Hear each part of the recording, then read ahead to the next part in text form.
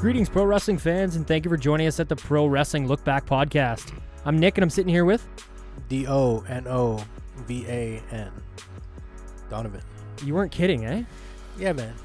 Kidding. I've heard you say it before on special occasions. I meant to specify lookbacks, championship lookbacks, special shows. They'll be there. The shows that Donovan prefers to be on. Maybe. No. Thanks for checking out the show, guys. This is the Pro Wrestling LookBack Podcast. It's the Roundtable, episode 38. If you're not already, go hit us up on Instagram and Twitter at PWLookback. Give us an email, prowrestlinglookback@gmail.com. If you want to buy a t-shirt, sticker, tank top, I think Younger, a boy. Shout out to Younger. He bought the shirt with the ring on it. Oh, nice. I'm liking it. I thought you were gonna say you got a tank. No, not yet, Don. That's you. We're waiting on you to get that tank. But shout out to Young. He's a little under the weather this week with some mouth problems, I guess you could say. I don't know, some dental issues. Yeah, there you go.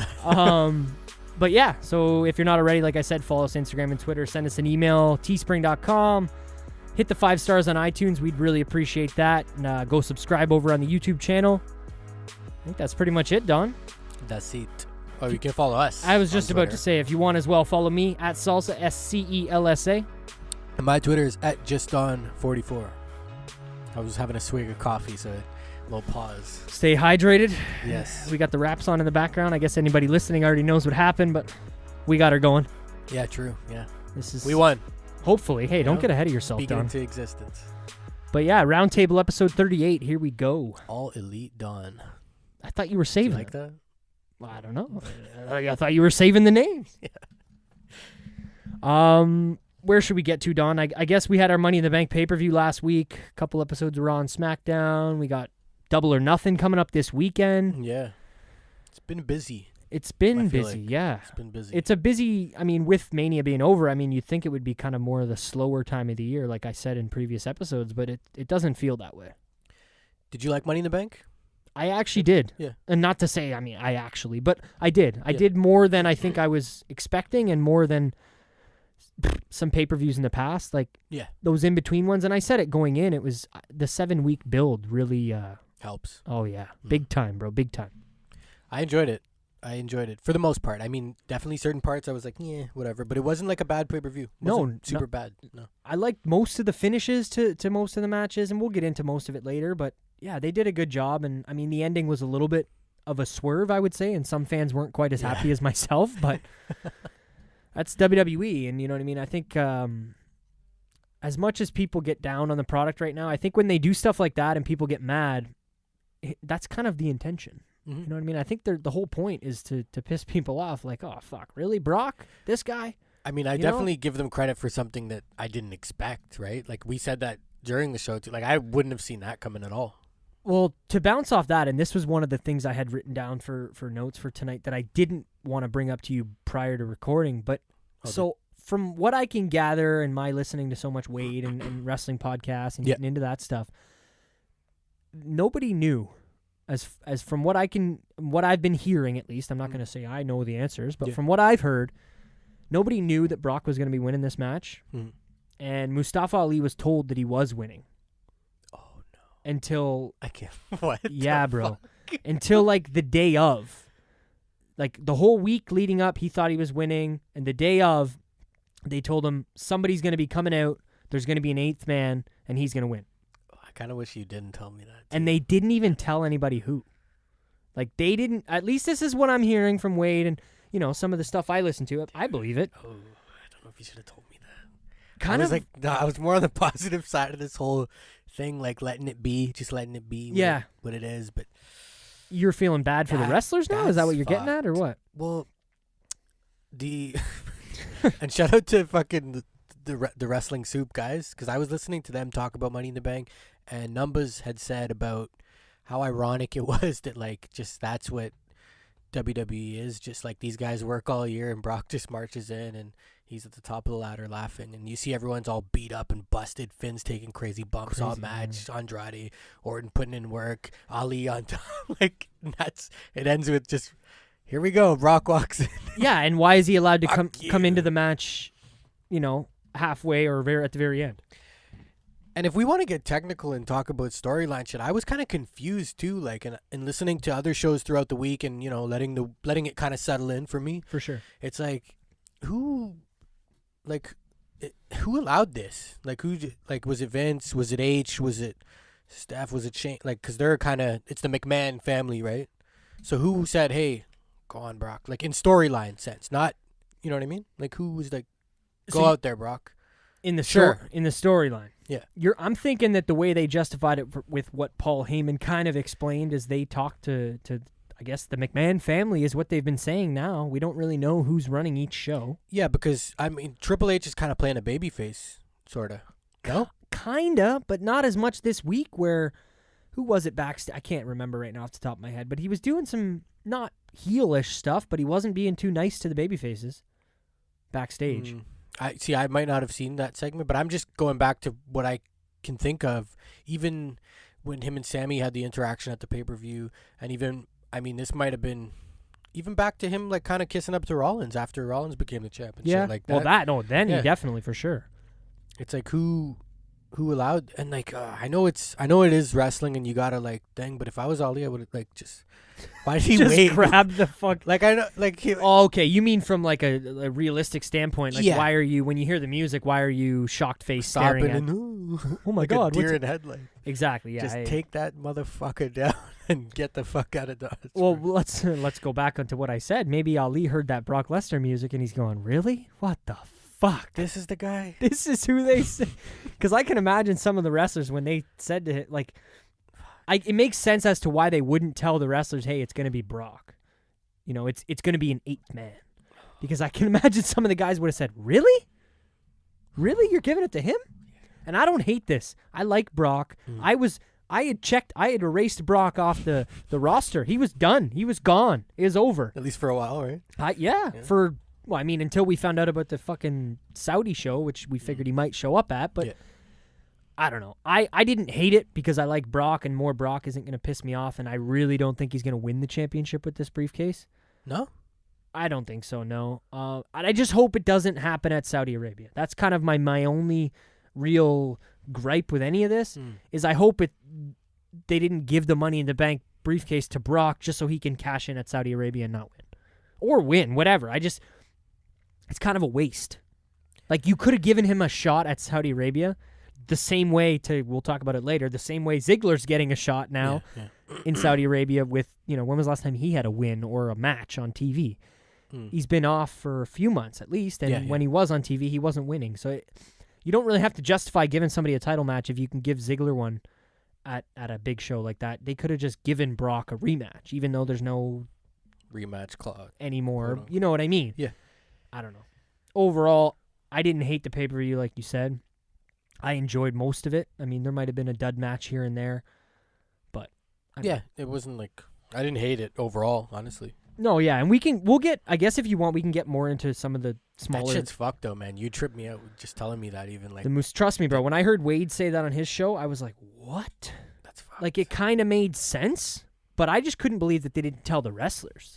Because it's like, how do you go out there but I guess you just go out there and have a match, and then Mustafa, when you're climbing the ladder, you don't grab it because somebody else is coming out. Yeah. Like, is that what they told him? I don't know. It's weird. That sucks, man, because that's a guy who I was kind of pulling for, too. So knowing that in the end, that he was, like, kind of going to win. Does it give you any more, like, do you feel less about it now, knowing that he was going to win, or more? Like, less? Yeah. Like, more because, like, less okay with it? Well, yeah. The reason I say more, is it a good thing? Like, at least they were thinking about giving him the title. You know what I mean? No, it sucks because they ripped it from him. I mean, it's good, I guess, that he's in that realm, maybe, that in the near future he might, come upon some things. Well, he's really come a long way, man. Like, where was this guy 6 months ago on, 205 with nobody watching after SmackDown? So he's definitely come a long way. But, for sure.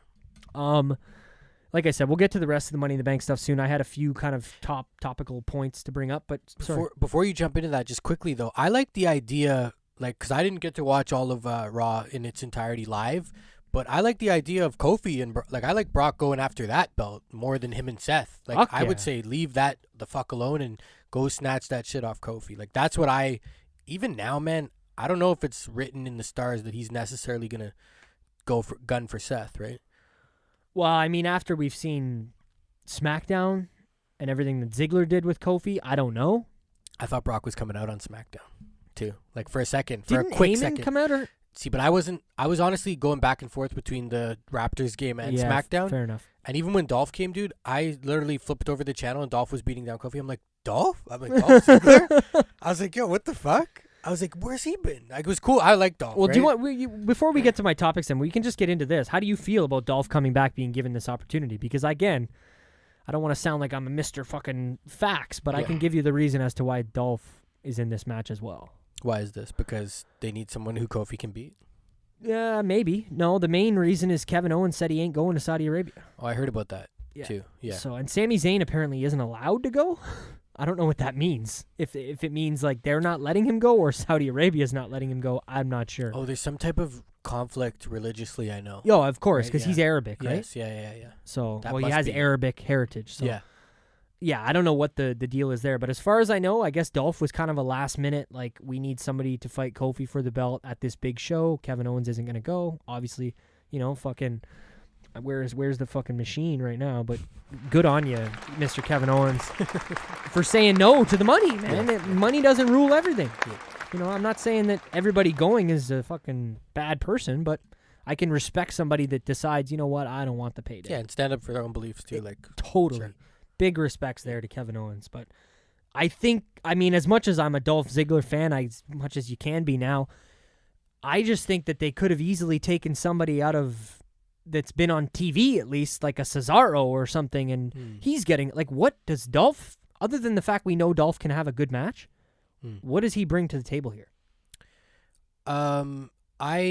I've compared him and Kofi Kingston in the past, man, and I like that aspect of it. The only thing here I can say, I can play both sides of the coin, and I don't really know if I'm going to give a dead answer as to which one I like more, Dolph out of it or Dolph in it, because at the end of the day, man, that promo he cut, like, I didn't mind it, but it is very much a played out typical thing that it should have been me. Like, it's a very, quote unquote wrestling. Not like, even I've just heard that a million times. From him. From him and from, yes, exactly. From him and from other people throughout the years, Of too. course, for sure. but he's, like, and you're not wrong. That is a very wrestling promo, but when you hear that same character cut that more or less same promo, and he sounds like, again, I'm sorry, this is the third time in fucking 12 minutes, but he's, to take a term from Wade, he sounds like he's applying or trying out for the high school play. Like, he just, the way he was, like, you know what I mean? It sounded very, like, dramatic and like, I like that though. Really, of it. No? yeah, I guess. I noticed it when he was doing it that it was dragged out.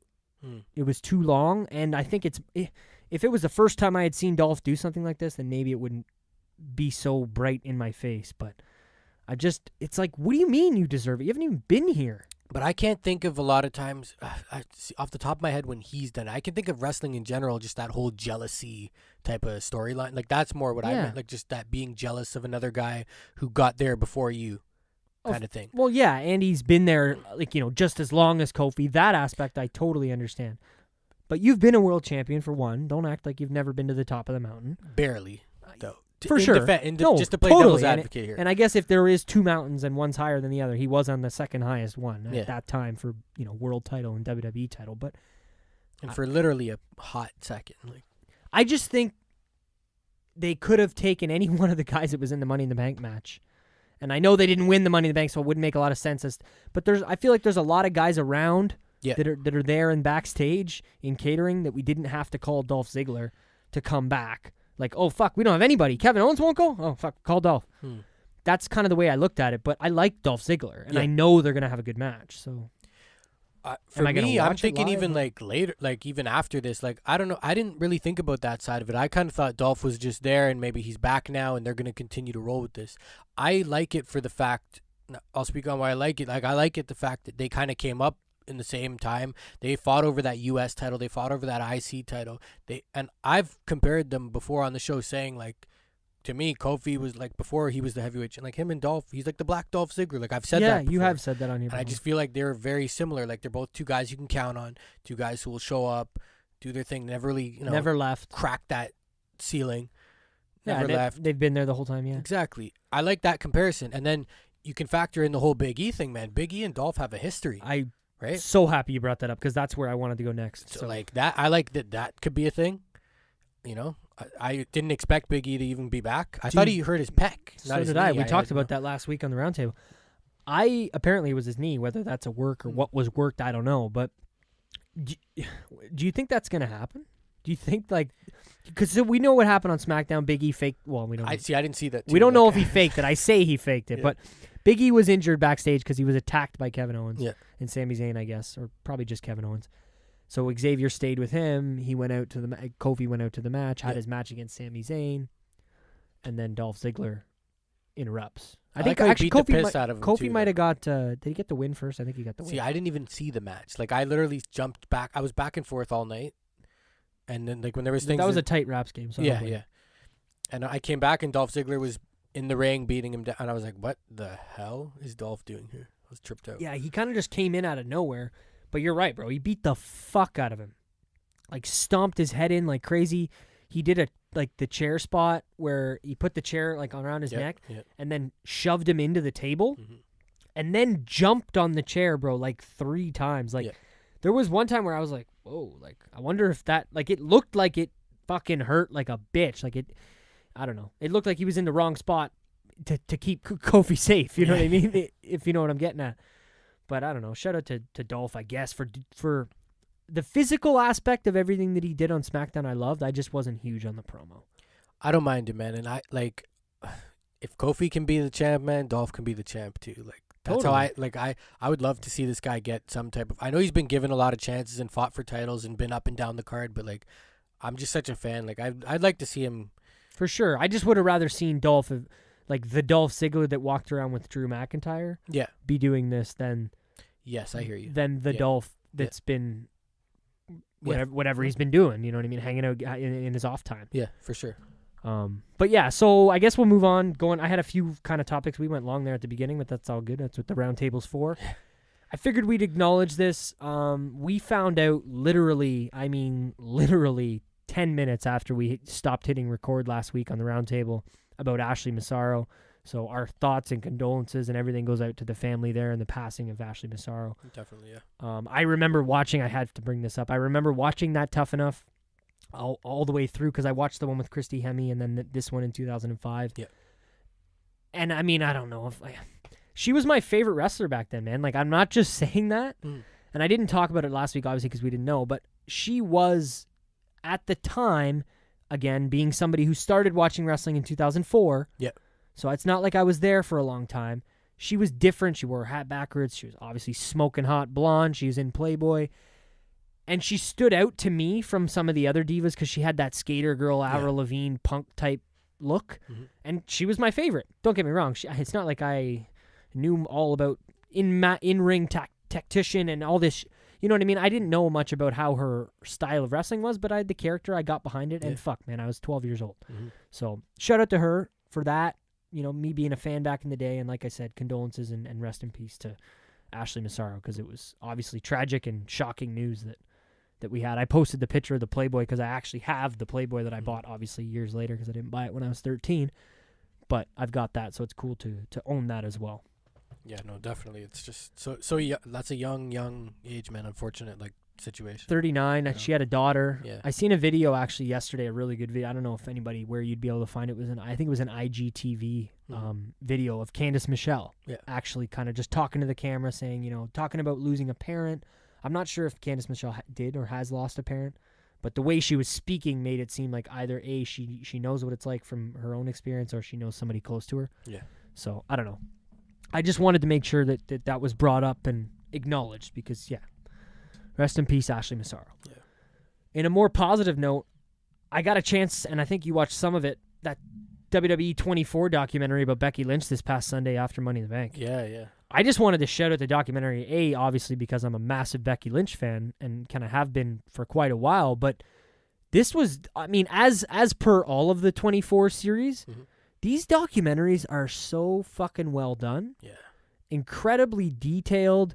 They're not a quick 20-minute, we're going to show you a quick, it's like, no, sit your ass down because we're here for an hour and we're telling you the whole fucking story. Yeah. You know what I mean? I would love to show this documentary to somebody who A, maybe doesn't watch wrestling, or B, hasn't seen the Becky Lynch storyline from A to B to C to D to where we are now. I don't know. It's just well done one more time, WWE. Good on you, because the 24 series is an amazing series. And, I mean, Don, it's such a good series that they've given it a championship. Look at this guy with the transition. No? Oh, man. Yeah. How do we feel about the WWE 24/7 title, buddy? The hardcore championship with no hardcore-ness. So is it not hardcore? Is it hard? Like, well, the theories that I keep hearing again is Vince has never been big on the hardcore. Yeah. He's never loved that term, and he always kind of looked down on the ECW type of shit back in the day. So now he's got his hardcore title without the hardcore. He's got all the zany funniness, wackiness of the title. Yeah. Minus the hardcore stuff. So is that what it is? Like, is there? Because I understand the fact of and I don't know how much they've really specified on it. I understand that it's 24 hour. Yep. Falls count anywhere. Yep. But so is that there's no? Wouldn't that mean no disqualification too? I think so. Yes, and we'll obviously cross that bridge when we get to Bobby Roode just smacked Kofi, or not Kofi because he ain't winning that belt, but R-Truth with a chair. 1, 2, 3. Yeah, well, I'm sure we're gonna get there. Yeah. But what do you? I gotta take a drink. Hashtag water break Jones from Taz. But what do you think about this? Just give me your. Are we gonna give a fuck about this in a month? Well, 2 months, 3 months, 6 months. I'm gonna give it the wait and see approach. It's obviously very, very, very early. We're not even 7 days from the title being announced. I'm gonna give it the wait and see approach. I'm not too fond of how it looks though. Off the bat, it looks kind of like a boxing title, but like a cheap boxing title. I heard some people say that that's kind of the idea, that it's supposed to be a bit of a joke of a title anyway, so it's not supposed to be this like gorgeous thing. Because like we seen on Raw and SmackDown for that, these mid-card guys that are fighting for this belt, they run past the upper carders, like the Baron Corbins, unfortunately, that he's in that conversation, but him and Bobby Roode or not Bobby Roode, Bobby Lashley. Yeah. And they seem disinterested in this belt. Yeah, I don't understand. It's still very early. Yeah, obviously it's only been a week, but not even a week, but like the hardcore title did wonders for guys, at the time, but like those guys were already over to a certain degree too. Like a lot of guys, like it just helped and enhanced things. I don't know if this, I don't know how this is gonna play out. Is it just like the job guy title? Like I hope not. I don't mind if we get funny little title changes backstage. I'm okay with that. I want to see some of the reenactments of the Attitude Era where we get wrestler A sleeping backstage. Yeah, or in the airport and shit. And then wrestler B comes in and puts his finger on top of him and 1, 2, 3. I heard this week that the promotion, I'm very not familiar with the company, so I won't get too into detail, but DDT, they've got a title very similar. I can't remember the name, but they've been doing this for years, and I heard a story where a cat won the title one time because this guy was sleeping backstage and a cat sat on his chest. So it's like, if they can really get zany with it and do all kinds of crazy shit, I'm not going to be opposed to it. Yeah. I want to see, I thought about this on my way home from work, as weird as that sounds. I want to see stuff where it's like, on Twitter, R-Truth lost the 24 championship because he was in the washroom at the airport, like you said, wherever, and, No Way Jose, or I'm trying to think of another mid-carder, hit him in the back and pinned him in the washroom. And we get that on Twitter. And then we get the update on SmackDown that next week. I want to see that kind of shit where it's like the title is changing in between Raw and SmackDown. Yeah. I don't mind that. I mean, I know... Especially with technology and exactly, and I don't know if we're gonna get a Wikipedia list of this, and don't expect a championship look back anytime soon, guys. But I don't know. It's I'm definitely gonna give it the wait and see approach for me. Yeah. What I would like to see, I think it would be cool.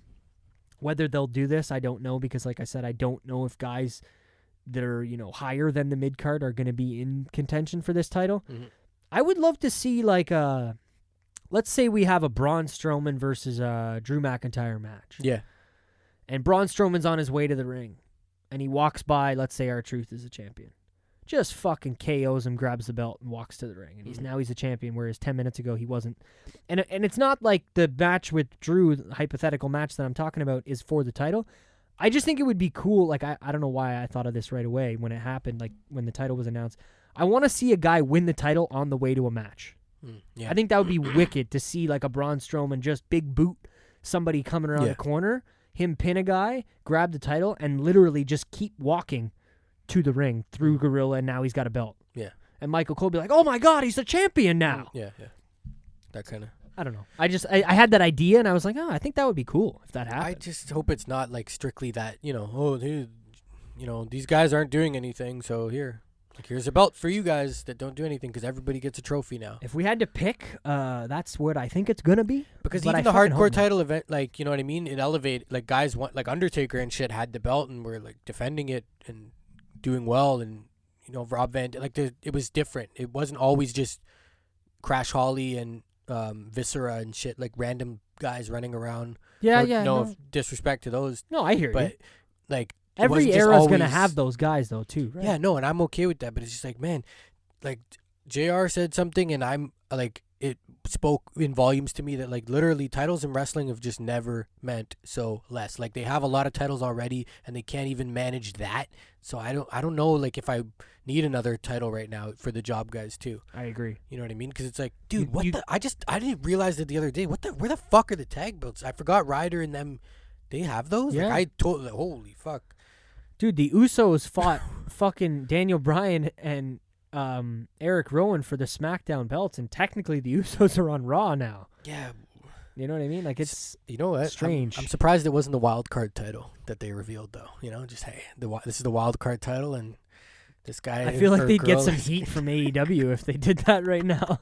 Put a couple blackjack cards on the fucking belt, and I don't know how well that would go down, but I guess, like you said, it's a wait and see approach. We'll see what happens with this title going forward. But it could be good things for some guys, like somebody Mojo Rawley? Somebody could take it. No, like somebody. Even like when Bobby had Don it was for a not second, feeling the Mojo Rawley. It's like Bobby Roode's a credible wrestler, man. Like I thought when he even had I seen that he got it, I'm like, oh, is this who they're gonna just let run with it and do his kind of thing for a bit? That'd be cool. Because Bobby, like, they just don't give stuck this him guy. in the trunk of a car. Why is he there, man? Like, let this, like. What do you mean? He's a good wrestler. I don't know. It blows my mind sometimes. Where's Rusev? Like, just some guys are just not doing anything. And I think the difference, and I don't really know, but this is an opinionated show, and that's what the whole point we're here for, to give you our opinions. But I think a guy like Rusev is pushing a lot more to get himself into the main picture than a guy like Bobby Roode. I don't know about that, man. I personally think Bobby Roode is a little more of a complacent guy now. Because of age, because of money, similar to, as much as he's my favorite fucking wrestler, man, similar to like a Shinsuke Nakamura. I don't know. I don't know. Like, I can't speak on it. Just, I don't know the guy, obviously, but it's like, I don't know, man. You have credible guys, and you can't. I don't even know where I'm going with this. But anyway, a guy like Elias could benefit from winning a title like this and being something and maybe elevating it is what I was getting at, actually. Making the title mean more. Yes. And then whoever wins, then they go from there. Yeah, that's what they should be doing. Like, who knows? It could do things for guys. Because, I mean, the hardcore title did wonders for guys like Crash Holly and Steve Blackman and shit. Yeah. Random. The only thing I didn't like about it on that opening night was that the first champion, Titus, didn't have to pin somebody. Mick Foley threw the belt down in the ring, and it was like first come, first serve. So they all ran to the ring, like 20 guys running down to the ring, pushing each other over, falling. I don't. You play some fucking music in the background, like it was weird. But then they all kind of ran in the ring, and Titus grabbed it. So they're like, Titus is the champion. Because he grabbed it first. Like, it was like capture the flag or something. It was fucking weird. Yeah. And then he got to the top of the ramp. Bobby Roode knocks him down, wins the belt. And then Bobby Roode is proceeding to run around backstage like it's a relay race until R-Truth sneaks him into the trunk of the car. And then, Yeah, see, I don't know, man. Like I said, I am gonna give it the wait and see approach, but like after thinking me about telling you all that, just thinking about it too, like it is pretty fucked, man. Even the hardcore title when it started, and I told you this before, like it wasn't always 24 hours, and even that was there, and it was there for a while, and then it went away, and then it was, that was it. Like it was a limited thing. It wasn't always like that. It was a small window in time, and we got cool segments out of it, but it was a small window in time. It wasn't always like that. So And it was a big deal, because shout out to our boy Hurdy, because I remember Hurdy talking to me about that fucking title, dude, because I had got back into it, or not back into it, got into wrestling in 04, like I said at the beginning of the show, and many shows prior. That title wasn't a thing, and I remember, when did it leave? I want to say 02? That's a good championship look back that we should talk about. What's that, the hardcore title? Yeah, that's because it's retired. Oh, yeah. That would be a good one. That's off pod talk, but either way, it probably retired, I want to say 2000, 2001? 2002-ish? Yeah, I don't even something remember, like that. honestly. I feel like I was not. Yeah, maybe you're right though, because I feel like I was still in wrestling. Yeah, when it was gone, when it was taken. Yeah. So either way, it wasn't around when I got back into it, and Yeah. I remember friends and people I knew always talking about that title, and I knew what it was, and I'd never seen it. So that alone tells you something. Yeah. Obviously, the look of it was something special too, but Might have to get Jag in for that championship look back, just because I know he's big on that one too. Shout out to Jag. Yeah. Okay, moving on. I watched a little bit of NXT this week, Don. Nice. Which is not the norm. How was it? I didn't watch it all. Okay. I mean, I did you get that little snap that I sent to you boys in the group? Yes, I did. I don't know who those two guys were, but one of them, like I said, looked like Mustafa Ali's cousin, and the other one looked like he was the third Uso brother. The third Uso I've seen before. Yeah. Well, they both looked I've seen familiar. him. And then the other guy was the Dragon Ball Z Maja or whatever the fuck he had. Majin. Majin. He was in the UK. Oh, cool. Yeah, he was the one, the Mustafa Ali's cousin, and then the other one, I don't know, he just kind of looked similar. He had the long hair. He looked very similar to Mustafa Ali. Yeah. But yeah, so I was watching a bit of NXT, but what really caught my eye, because I had it on mute, and I was watching, I don't know if it was a TV show or I was doing something in the background. I think, honestly, shout out to the, I was watching this stand-up special on Netflix, man, Wanda Sykes. Oh, fuck, dude. Good shit. You got to check it. You know who she is? Wanda Sykes? Not off the top of my head, no. Oh, you definitely Google that shit on your phone. You know, you got to know who she is. But anyway, I'll get into this, what I saw, because once I seen these two motherfuckers on the screen, the first thing that came to my head was, I thought this already happened. Like, I thought these two had interacted in NXT before because I heard about him getting sent down. And B was, oh, fuck, I need to unmute the TV right now. Oh, I know. Yeah, okay, sorry. Velveteen Dream and Tyler Breeze. Yeah. What's his fucking, little moniker there? The Prince Pretty. That's what it is. I honestly couldn't remember. I was trying to remember. Prince Pretty Tyler Breeze with the cut hair. I'm not huge on the chopped hair. Dude, at first I thought you were talking about Ali Jr. and other guy. Like, these two, I swear they've went at it before. I was like, what? No. Definitely not. So, yeah, Tyler Breeze and Velveteen Dream. This seems like a fucking feud made to work. Two supermodel dudes fighting each other. Did you look up the Wanda Sykes? I forgot her name, and I was going to ask you. Okay. It's okay. Here, I'll get it for you. Yeah. Give me some thoughts on the Tyler Breeze and the Velveteen and the kind of the dynamic between these two.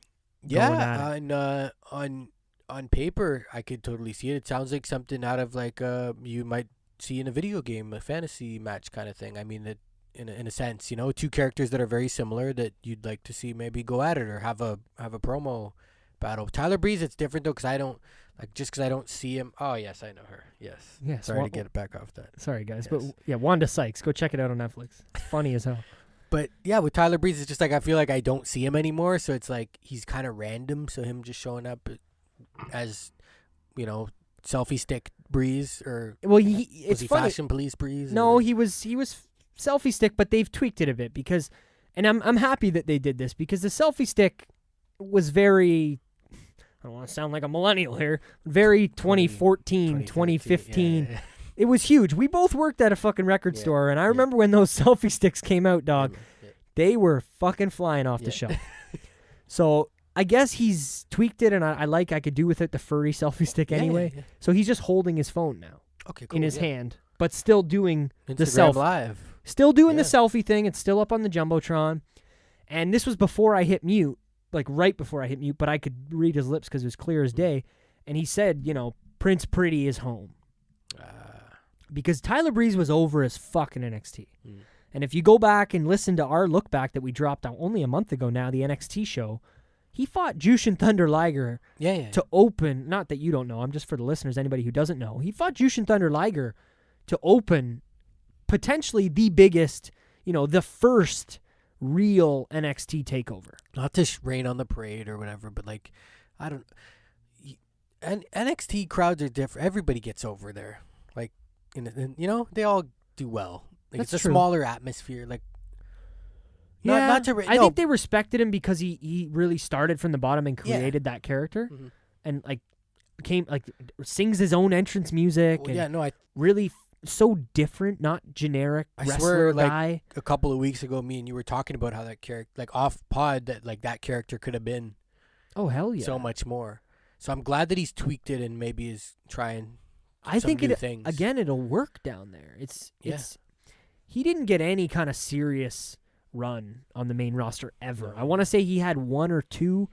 Did he have a really good match with John Cena? I feel like him and Cena had a nice match on Raw for like maybe it was Open challenge. Yeah, maybe? that's what I was Yeah. thinking. Maybe not quite open challenge. I can't remember when It's he possible. made his debut, but either way, I don't know. This feud is gonna be fucking cool, man. Oh, they're feuding. Yeah. Is that what it is? Oh, as Okay, far cool. as I know, that's because, well, I had heard rumblings, and it's probably because NXT's pre-taped, and maybe I heard something on Wade about him showing up down in NXT, and that's why I thought it already happened.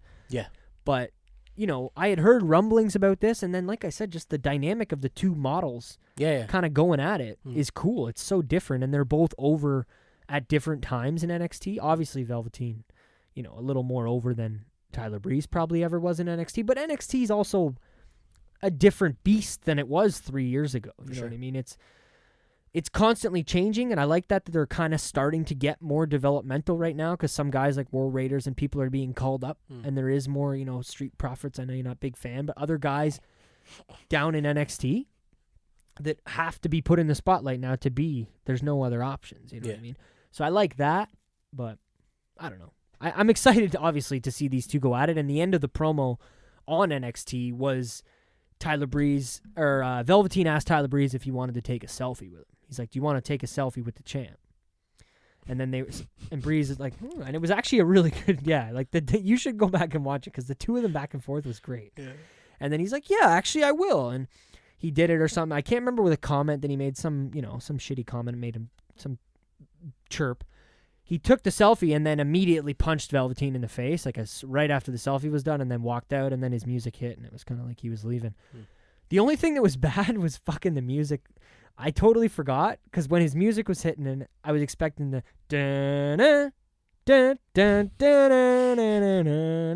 the Fandango shit, but I was like, oh yeah, they don't. That's good. I'm happy they didn't keep the Fandango thing because it's still got, you look my eyes. Like with him singing his own lyrics. I love that. It's great. It's great. Man, I'm a big Velveteen fan for sure. I don't watch NXT consistently. Definitely, I watch all the takeovers and shit. Yeah, same with me. But I like even the fact of like this being a little feud, and maybe even if Breeze doesn't get the belt, a nice piece to Velveteen's run as champ. Like, I want to see this guy just because like we've talked about before on the show, like we're okay with him down there. Totally. Let him just develop. I'm more worried about him getting forgotten in the sense, and I don't mean forgotten like, oh, he's in catering and we forget that he's here at Raw. Yeah. I mean, I don't want to forget about how epic this whole run has been. It's the same thing with Johnny Gargano. I don't want him to come up to the main roster and you might as well wipe the fucking slate clean and start from scratch, start from A, whatever, start from the one. I don't love that. Yeah. I mean, it's hard to say what's going to come of NXT because I've heard also before that like there's certain guys that Triple H wants to be NXT lifers and shit. Like, really, I've heard that. Like, I don't know how solid that is, but I've seen it in passing. Can we stem off that? Take a 5-minute conversation, maybe. And who do you think that would be or could be? That's there now. I don't mean stuff you've heard. I just what you think, or I'll give you some of mine too. Like the Undisputed guys, Yeah. I could look at the Undisputed guys like that. Who else is around there? I could look at Velveteen like that, man. I could look at Gargano. Ciampa's the one that really Ciampa sticks like out that. to me. Yeah, the both of them. I could see Ciampa, like you said, never leaving. Yeah. Not because he's not good enough. What's his face who just got there? Keith Lee. Time Boy. Back to the Future. Oh. I could see him being an NXT. You know what I mean? There's just certain guys who just like might not thrive in that. Kushida. Yes, Kushida. There you go. Thank you. Yeah. You know what I mean? There's guys like. Can I tell you who but I don't thought say of? Keith Lee. I love like. No. I wasn't gonna say Keith Lee. I was just gonna say who I thought of when you said the time thing. Oh yeah. I was thinking of fucking that amazing promo by Roman Reigns in 2014. This is Roman's time. Roman's time, bro. What could have been? He's good. What about Keith Lee? Keith Lee, I like. I don't want him to be. Not to say that I don't like any of the other guys I just named, but it's just like You can't. he doesn't appeal. He doesn't. I don't see him as like. I look at him like, see how they brought Lars up and they're doing things with him. I kind of look at him like that, in that realm of a guy. Like I feel like he's someone they could bring up and just they could do things with right away. I hope they treat him better. Well, I guess Lars has been treated pretty well, but Early, yeah. too. I'd like to see Keith Lee because he's just that smile, dude. That smile. Mm-hmm. I feel like he could be one hell of a babyface on the main roster, and I feel like more often you're like, oh, this guy be a great heel. He's a great heel. Yeah. Not very often are you looking at a guy like aside from an AJ or somebody else like that, where you say this guy would be a proper babyface. Maybe a Matt Riddle too. I couldn't see him being a heel, but True. That's another guy that I don't think is staying in NXT is Matt Riddle. Yeah, no. Nor do I want him to, because I don't know if you saw it on Twitter there, Don, but I had to post my top 5 favorite current wrestlers, and I didn't see that. When did you do this? What I don't know. Some guy I seen on Twitter, he posted a thing, give me your top 5 favorite current wrestlers. That's crazy that you even bring this up, because randomly I was thinking the other day of a good topic for one day touch for on. a Maybe roundtable. Roundtable would be like a list of maybe our favorites of all time or current favorite guys. But I feel like it'd be very challenging too. So I don't know if I'd want to necessarily dive down that road. Yeah. But yeah, give me your. I'm curious because I didn't see this. Your Twitter. I'm trying to find my list. Like you'd think I'd be able to remember my own list, but I also tweet more than maybe I should. I was more just bringing up the fact that Matt Riddle cracked my top 5 Nice. when this guy was somebody that I disliked. Yeah. Prior to hearing this. I honestly can't find it, dude. But it was. Damn, I really want to know who was on your list. I could tell you. It was probably Shinsuke, AJ, Riddle. Kevin Owens, Becky Lynch, and Riddle. And Okay. Riddle. Okay. I think that's what it was. Yeah. The only one that I'm not 100% sure is I can't remember if I actually had Kevin Owens on there. Yeah. I feel like there might be somebody else that I'm forgetting. Yeah, Adam Cole. Probably. No, I can definitely confirm that it was not Adam Cole. No offense to Adam Cole. He's not really the biggest fan. This is gonna bug the shit out of me now, though. Give me Okay, I'll let you search for it, and I can speak on the whole NXT dynamic. And you talking about Keith Lee, yeah, man. I hear what you're saying totally. With the right character, I feel like Keith Lee could definitely be a strong babyface. He does have that, that smile, that aura. He has like a certain aura to him too. He's and he can move. Good sized guy. He can work. He's been around for a long time on the underground scene, indie scene, whatever you want to call it, doing his thing. And yeah, you're right. It's just character too is always a thing, and maybe that's why they haven't done.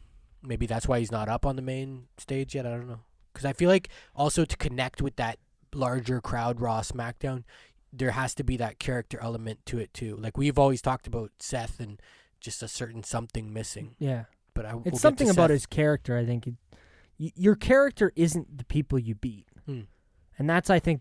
My opinion, at least with Seth's, that's his character. Is whoever he beats, he's the Kingslayer. He's a Beast Slayer. He's phenomenal. He's the phenomenal Slayer. That's kind of his thing. But I found it here, Don. The reason I couldn't find it originally was because I posted it on the PW LookBack account, and then I just put at the bottom Nick. Yeah. So it was AJ, Nakamura, Becky, Randy Orton, and Matt Riddle, not Kevin Owens. My bad. I like Kevin Owens, but. Randy Orton was my first ever favorite wrestler. So, and Kurt Angle would be on that list if he was active 5 months ago. Okay. Yeah, he probably would. Because as much as he's not my favorite wrestler right now, he was, and he's still active. So that would have to, Yeah, I like the Randy still hangs into the next top 5 though. Oh fuck yeah, I like that. You can't forget Mr. Randy Orton. Yeah. You know who else would be in the top 10? Nice. Okay. Killing the segues today. My boy Ty Dillinger, who signed this week in NXT in AEW. Yeah. Double or Nothing. I didn't think it was happening. Remember I said to you guys, I'm like, I don't think they like him. I'm like, it cheeses me. I think Cody's like, fuck you, Ty. Me and Mike were like, no, man. Yeah, Mike D. Shout out to Mike D because he looked over at me and he's like, no, what the fuck you mean, man? What the fuck? But yeah, I don't know. Shout out to Ty Dillinger, to Sean Spears. Yeah. Yeah, I don't know. I commented on one of his posts this week, man, and I just kind of said, congrats, that's awesome. Now I feel like I have to watch. Mm-hmm. And then I don't know if I've told the story on here before or not, but I don't know. We get new listeners all the time from different places. I saw this guy wrestle in front of 20 people in 2005 at the local indie show here close to us in Oshawa, Ontario. And all I remember is back to what we just talked about, segue. Yeah. He reminded me of Randy Orton. Yeah. He had the shaved hair, he had the trunks, and all he had was 2 S's on it, and they were kind of backwards, so it looked like, kind of like the Randy design. Exactly. Almost, Very like a more dumbed down version of the Randy design. He's a young, shaved sides head, good looking young dude. You know, he just had that Randy Orton same gear, elbow, like no elbow pads and knee pads. Anyway, so I think it was my buddy Jared, who I haven't seen in a while, lives out in BC, but I think he was the one with me because we were both massive wrestling fans. Mike D might have been there too. I can't remember. This was a long time ago. And, well, I guess long for me, 26-year-old. But, so he looked like Randy Orton, and we're watching him. We're like, yeah, this guy's awesome. We're cheering him on, 12 years old. We're like, do an RKO. Do it. You look like Randy. Do an RKO. And I don't know wrestling. You could answer this better than me, dude. But I don't know if him and the guy working just kind of said, like, yo, let's do an RKO. Because he pulled out an RKO, and that was the finish. Yeah. He RKO'd that motherfucker. 1, 2, 3, and we popped, and I was doing it. I'm doing it right now. The Randy Orton fucking arms out pose. And it was a good moment. So from that moment on, I was a fan. For sure. And then it kind of came full circle when I got back into wrestling in 2015. I was sitting around, and this was the takeover that we look back at with Jushin Liger and Tyler Breeze and the Bailey Sasha match. Totally forgot he was on there. I'm watching this pay-per-view or this card, and I didn't even know anything about NXT at the time. But I threw it on, and I'm like, oh, is that Sean Spears? And he's fighting this new guy, this new athletic African-American, Apollo Crews. Brand new, first match for Apollo Crews in NXT. And I'm like, oh, fuck, I hope he wins. This is cool. And I was getting right into it. I'm like, I know this guy. I saw him wrestle. I was a fan when he was a kid, and I remember, being the weird guy, like, oh, yeah, Sean Spears is one of my favorite wrestlers. Like, when I was 14, shout out to our boy AJ, who loved CM Punk back in 2003. And, I remember seeing him on that show. Obviously, I was upset because he was doing the favors for Apollo Crews, who was making his debut. But, so I bought that Ty Dillinger shirt. That was one of the first wrestling shirts I got when I got back in. I think I bought it at NXT TakeOver Toronto when he fought Bobby Roode in an all-Canadian matchup. That makes sense. I think that's when it was. So I've got the 10 shirt. I wore it. I'm sure anybody who listens or has listened saw the picture last week. But, shout out to Mr. 10, Sean Spears. And now we got you. Yeah, fuck. We'll see. No, I told you, man. It's good. I like that you have man. It's similar like me and Neville, bro. There's a guy. Well, obviously Omega and shit too, but it's just like I'm a huge Neville fan. Like I'm glued into everything. Willing to watch now because of him. Yeah, like I watched him on YouTube. I watched. You watched that match? Yeah. How I was it? watch everything. How was it? Not bad. Yeah. Younger asked me if I had seen it. I told him I hadn't saw it yet. But I is this the match that everyone was saying had already happened? And that's why the match wasn't going to happen, was because this match happened? And that confused me because I read that it happened and then it ended in a DQ.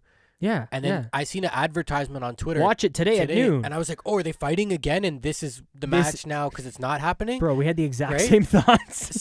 So whatever. So I watched it later on that day thinking which was the beautiful part of it is that I thought the other match happened and they fought already with a DQ. Yeah. So watching this was suspension of disbelief to the fullest for me. That's insane. See, I stopped watching it because I was like, I think this is what already happened. Well, when they announced and I know that arena. Where the fuck is that? Because I've watched wrestling events in that same little venue before. You might have. I'm not sure. Maybe a PWG. Something. I want to say something else. UK, something Bucks or something. Yeah, I don't. But I know I've seen that venue before. I've watched an event. Maybe on a DVD. Yeah. Or even a shout out Mike D. It could have been a YouTube, one of those. Yeah. Find him on YouTube. Talk about it sort of thing. I don't know. But yeah, I kind of picked up on it after being like, oh, how stupid am I to not pick up on that? Because even when fucking Adam came out, just them being like, oh, wait, he's here. I mean, just didn't clue into that at all until after. But no, not a bad match. No, not at all. Neville, Pac, the ultimate heel. I'm happy you watched it because I didn't get a chance to, I didn't. Really... And now I'm confused. I don't know if he's going to be there, if he's not going to be there. Well, we can transition to this, I guess, a little bit. I don't know, man. What do you think? Do you think he's going to be there? Now I don't. But 2 days ago, remember what I said to you? I said, I don't think he's going to be there, but I think that's part of the work. Yeah. I don't know if I still feel that way because of the fact that they dropped this match on YouTube and let everybody see it. And I don't know, because I feel like that's just getting everybody. But maybe that's the point. Get everybody more excited, and then when he's not there, you got people actually booing this motherfucker. Yeah. And he's a heel. Maybe he's the heel in AEW when he shows up on the first. I didn't want to go to that stupid. Well, he said that at the end of the match. Like, yeah, he grabbed the mic and he said, "I'm not going to be there." Yeah. I said, "Fuck that." And he threw the mic down. And you know what I love, dude? This guy's still undefeated on the indies right now. Like, that's a big part of why he wanted to DQ and to be a prick, too. Like, he's kind of worried that Hangman poses like maybe a bit of a threat to him. I see. So he just went for the DQ. But he's still rocking an undefeated streak right now. That's dope. And he's been gone for fucking a while. He's got that Dragon Gate, one of the Dragon Gate titles, too. I seen him come out with the belt, Because I watched the intros. It'll be interesting. Yeah, I hope he's there, you know? But I mean, as of right now, canceled, they say. But maybe your boy, I don't know who's going to like, maybe Hangman Page fights fucking Ty Shawn Spears or fucking, I don't know. I'm praying Ty wins that fucking battle royal. I was going to ask you. Comes out and fights Kenny at the first episode. He's fighting YTJ, buddy. Oh, in my opinion. Let's get into it then. Kenny Omega, Chris Jericho, Double or Nothing pay-per-view this weekend. Yeah. Kenny, Jericho, Omega, Alpha, Omega 2.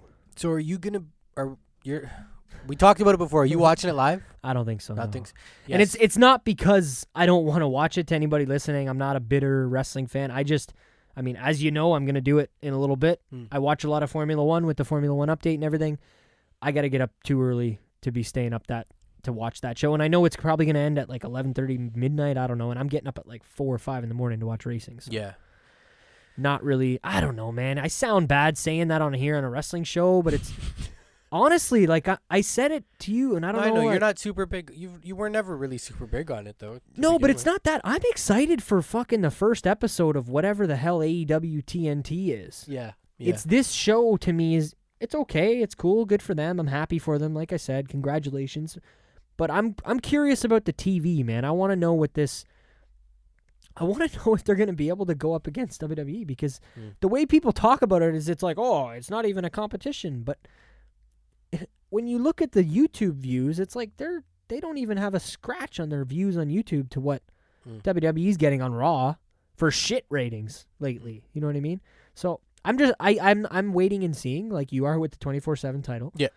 But that doesn't take anything away from my excitement for that first episode of All Elite Wrestling Television Dynamite Tuesday night or whatever the fuck it's going to be called, whatever they choose. Yeah. I can't wait to watch. This one, if I didn't have Formula One to watch in the morning, I probably would be watching it. And I'm going to check the highlights, and I'm going to watch... I mean, I didn't even watch All In. I watched the 45-minute condensed version of All In. Yeah. Which was still great.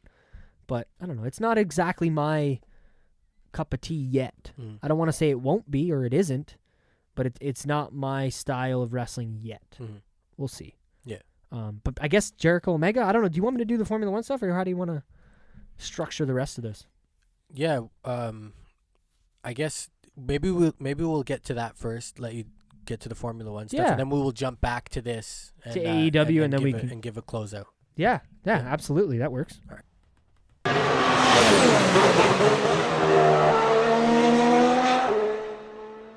Yeah, thanks for letting me get it out there, Don. I don't mean to, I hope nobody is disliking the Formula One update. Like I said, you can always just send me a DM, and I'll make it work, and we can, go forward with it. But this one's a big weekend, bro. I'm learning. I don't mind it. I'm learning. I like to teach. I'll tell you the truth, man. This whole the whole streak that your guys are on, I'm intrigued by that. Like, that intrigues me a little bit too. So. Well, and actually, it's quite the twist in the pot because very sad week in Formula One this week, man. They lost possibly one of the greatest legends of the sport ever to race, Niki Lauda. R.I.P. Niki Lauda. And anybody who's ever seen the movie Rush would be very familiar with the character in the movie, but the real person, Niki Lauda. This is a guy who raced in the 70s. He's a 3-time world champion, 1975, 77, and 84, which is kind of a big deal to have such a gap in between 77 and 84. But yeah, he was 70 years old, struggling with some lung issues, and he had a lung transplant last year. And I guess he had slowly it wasn't going very well. He was at home. He died peacefully in his sleep at home. But 70 years old, not, young. I mean, not super old for some of these guys. But at the same time, this guy, for anybody who, doesn't know a lot about Formula One, this guy was in a horrific crash in 1974. Completely burned 75% of his body. 3 drivers had to pull him out of the car. So bad to the point that he was given his last rites by a priest in the hospital. Wow. As if he was going to die. And he's like, no, I'm fighting through this. And they had to suck liquid out of his lungs and while he was awake, and it was a whole thing. This guy came back to fucking race 7 weeks later. Puts on the helmet. He's bleeding through the fucking belly clava in his helmet. That's insane. Yeah. I'm not just saying this because I'm a huge Formula One fan. This is, if not the biggest, one of the biggest or greatest sports comebacks of all time. That sounds super early too, like for something like so. Yeah, dude, like weeks. It wasn't, it might be off with 7 weeks or so, but it wasn't any substantial amount of time because he was back racing in the same year, like in the same series. That's crazy. And only didn't win the world championship because in the final race of the season he pulled off and said, I'm not racing in this.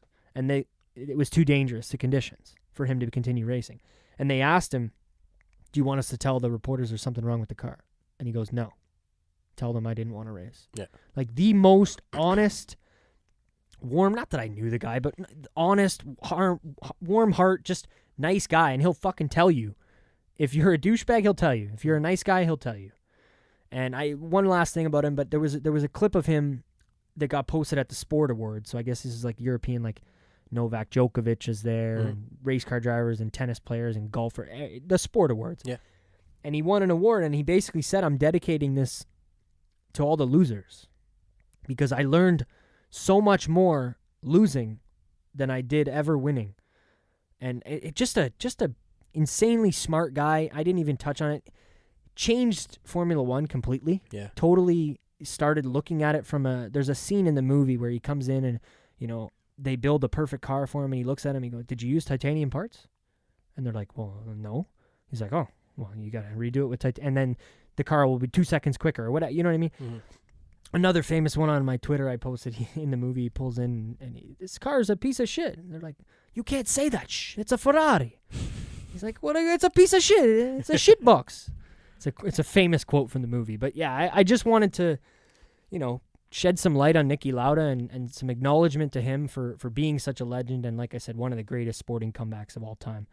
But like you said, the tear with Mercedes, man, this guy was a chief of Mercedes. Okay.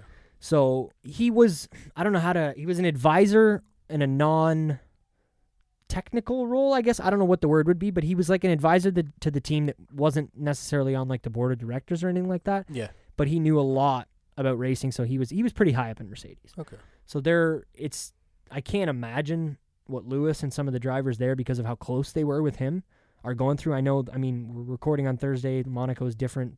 Practice happens on Thursday rather than Friday. Lewis has done 0 interviews. He's yet to talk to the media at all, and I don't expect to see much of it. Mm-hmm. But again, to go back to what you talked about, dude, if they didn't already want to get a 1-2 this weekend, they're gonna want to get that fucking 1-2 this weekend for Niki. Yeah. And don't get me wrong, Niki spent a lot of time at Ferrari in his more of his driving career and more of his technical career, I would say, with Mercedes. Yeah. So they're gonna be wanting to win as everyone, obviously, but Mercedes is gonna be wanting that extra, 6 1-2s in a row for their boy Niki. And for sure. Yeah. They've got like stars on the back of their car, the Mercedes logo. And I just thought it was super cool. They made one of them red because he always wore a red hat, this Novamatic. He knew a lot about airplanes, and he had an airline and everything too. So I don't know. I don't want this to be the Niki Lauda show, but I don't want to talk about Formula One in the week of, May 23rd, 2019 and not acknowledge the legend that is Niki Lauda. Yeah, definitely. Quickly then, I guess I won't talk too much about it, but like I said, Monaco. I'm sure if you know a little bit about racing, Don, you might even be familiar with this track. Monaco, Monte Carlo. The name, yes. Iron Man 2. Yeah. Okay, there we go. Iron Man 2. You got me now. Yeah. This is the track from Iron Man 2. Any of the Marvel fans out there? Yes. They've been racing here for 90 years. This is the 90th anniversary of the Monaco Grand Prix. That's kind of cool. insane. 90, Yeah, they've been racing here longer than Formula One has been a championship. So before the official Formula One championship started in 1950, they've been racing here, 90, 1930 or whatever it was. 20, I guess it would be at this point. But yeah, just an epic track through the streets of Monaco. Super hard to pass. The race is more or less decided on Saturday where you qualify, because unless there's a big mistake, there's only one spot you can really make a pass on this track, and that's on the straightaway at the front. And that's just because this track has more or less been unchanged since back then, aside from a few chicanes to slow it down. But the cars have changed substantially to the point where, and maybe I'll put this on our story or something, maybe not, but I'm showing Donovan a picture right now of a car on the left hand there from 2007 and a car on the right hand there from 2019. And you can see how much bigger the cars are, so it just makes it that much harder to drive around a street circuit, with 19 other cars. But yeah, I guess that's pretty much it. Like I said, practice was today. Mercedes topped it in practice. We'll see going forward. They should have the car to do this. They didn't last year, but with how quick they were in the final sector of Spain, which is very tight corners, it kind of gave you a good depiction of what they could be doing here, because the whole track is tight corners. Top speed is not a necessity on this track. You're rarely ever reaching your top speed. Yeah. And this is one of the tracks where in Formula One in 2019, as much as it doesn't happen as often as it should, maybe the driver makes a massive difference. Okay. Whereas some other tracks, it's more about the car, which I don't hate, but I like to see both. And this is definitely more of a driver circuit. But I guess I'll get more of the update next week, and we'll talk about who won and everything. The championship standings haven't changed from the last 2 weeks. Hamilton, 112 points, Bottas, 105, and Verstappen with 66. Still crazy to see that there's no Ferrari in the top three. And then, we'll get back to it next week. The next race after this is Canada, and motherfucker, I'm going to be there. Shout out to Nico and Dan, because we'll be there. I bought my ticket yesterday, Don. Nice. General admission. We're flying down. Well, not flying. We're taking the train down on the Saturday, staying the night Saturday, going to the race Sunday, and then we taking the train back. Which one is this on now? Sunday. This is the Canadian Grand Prix on June 8th. So, yeah. It's like right around the corner. It is. I don't know if we're going to be skipping a roundtable that week or not. I mean, in my head right now, I'm thinking no, because maybe the dawn hour. Maybe I'll do a solo. Oh, that would be cool. I would love to listen to that. But yeah, so next time there's a race, I'll be there, but we'll be back next week to see if Mercedes did it again, man. This is crazy. 1-2. We'll see if they can do it again. Yeah.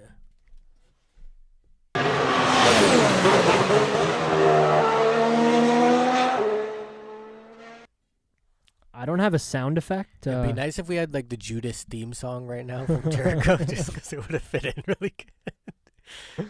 Because that video cracks me up. I'm going to talk about it a little bit. Just him showing this elbow. I keep forgetting what it's called. The Judas. I always forget it. Is that that video I showed you where he's the Judas elbow, the new finisher? Yeah, but I keep forgetting what it's called.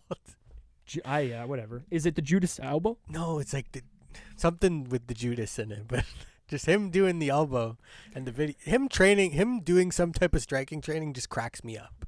Just because obviously he's not like never done it before. He's just not like super skilled at it. Like you can just tell and watch the elbow way his arms. It's funny. Very New Japan strong style. But Jericho's the man though. He's the man.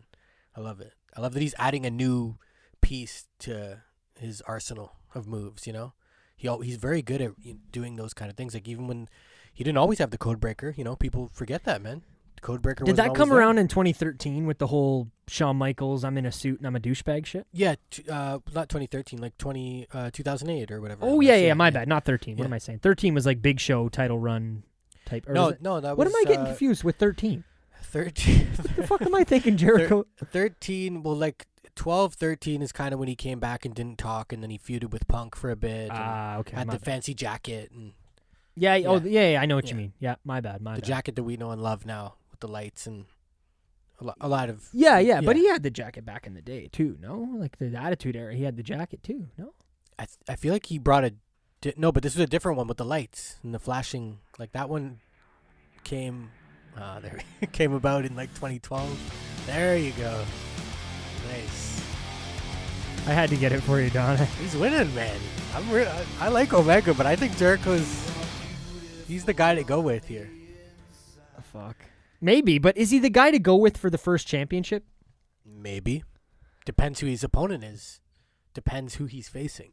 Do you have any, and we're going all over the place with this, we don't have to do a straight up preview, but do you have any ideas for people that could show up in the Battle Royal that aren't announced? Well, see, that's the thing I was going to ask you too, like, because I know you had a list. Like, I can get it has a couple of guys listed, right, of who's announced already. And it's interesting to me that it is the Battle Royal, because that leaves out a lot of guys who are already, in matches earlier in the night, I assume. Yeah. Right? I don't necessarily know, is Cody and Dustin going to be in the Battle Royal too? I don't think so. I don't think so, but right? Sean Spears is listed here, which I didn't know. Ooh, that's pretty cool. Go. I didn't know that. Mm-hmm. So Sonny Kiss, Brandon Cutler, which I feel like I've seen him before. I'm not familiar with these Or no, guys. I'm thinking of Steve Cutler. He's in NXT. Glacier, Brian Pillman Jr., Sunny Days. Pillman Jr. Yeah. Dope. Yeah. MJF, who's that? I like that kid. Who's that kid? He's probably older than me, but he's like the guy who wears the fucking scarf and the pea coat, and he's like a true heel. You told me about him. In this company. To me, like, they're not going to have a lot of guys that people are booing right off the bat because it's like, yeah, fuck yeah, AEW, man. Like they're not, who they going to boo?